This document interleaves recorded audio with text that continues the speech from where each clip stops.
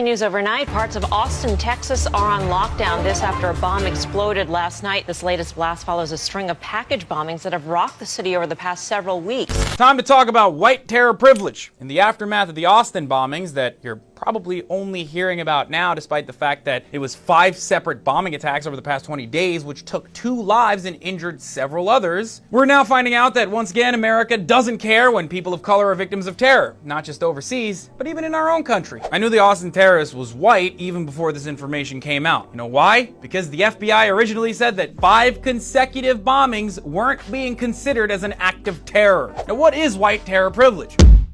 White terror privilege is when you defend white nationalists after one of them drove into a crowd in Charlottesville, killing Heather Heyer and injuring many others. Very fine people on both sides. But when that same exact incident of terror happens in New York, but the person responsible is a Muslim immigrant, we get this. I am today starting the process of terminating the diversity lottery program. I can't believe it's 2018 and we're still blaming all Muslims for singular acts of terror. If you want to see one example of why that monolith is absolutely broken, just look at my Instagram. And there are millions of other Muslims like myself that break that stereotype. But back to the story. White terror privilege is when entire races, religions, and nations answer for crimes with broad sweeping racist policies after a singular terror incident from a person of color, but with calls for nuance when the shooter is white. Even when the terrorist has committed the deadliest modern day mass shooting on US soil, like the Vegas shooting that took place only a couple weeks before the New York attack I just mentioned. There's a time and place for a political debate, but now is the time to unite as a country. It would be premature for us to discuss policy when we don't fully know all the facts or what took place last night. White terror privilege is looking for reasons as to why a kid shot up his own school. He's not a Muslim, so maybe it's a widespread mental health epidemic.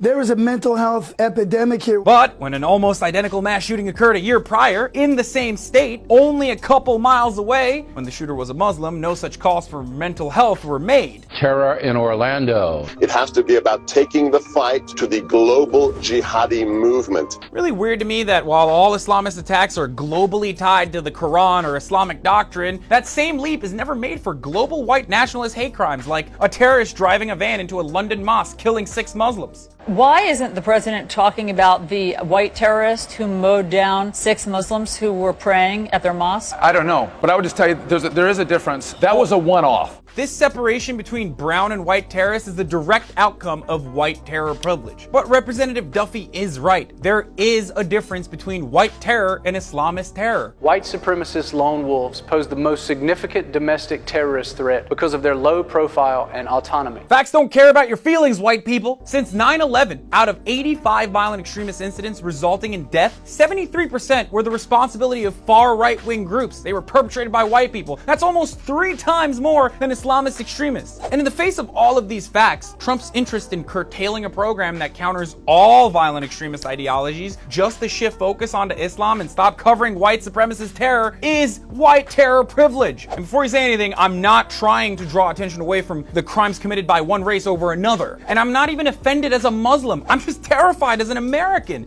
because turning a blind eye to white supremacists won't stop the attacks. Not acknowledging that white nationalist terror is a significant threat puts us all at risk. If you think this doesn't affect you, you're wrong as heck, because racists who love discrimination are rather indiscriminate when they're targeting anyone they deem to be a problem. That includes all non-white people and some white people as well that get in the way, which is why violent hate crimes have increased since Trump's rise. Anti-Semitic incidents have increased a mind-boggling 90% in New York in 2016 alone. Look, I'm not calling to expand government powers on prosecuting white nationalists with the same ferocity that we prosecute real terrorists. Muslims. The whole point of labeling someone a terrorist rather than, say, a suspect is that once someone becomes a terrorist, you can justify bending all the rules of habeas corpus and due process. What I'm simply asking for is more awareness of the radicalization and expansion of white supremacists in this country, because the phenomenon of white terror privilege is uniquely dangerous. As a nation, we need to decide which is more important, stopping terrorist attacks from being committed on our soil or continuing to demonize people of color and entire religious groups. Because while persecuting Muslims and immigrants may make certain Americans feel better about themselves and feed their sense of white resentment, it actually makes the rest of us less safe.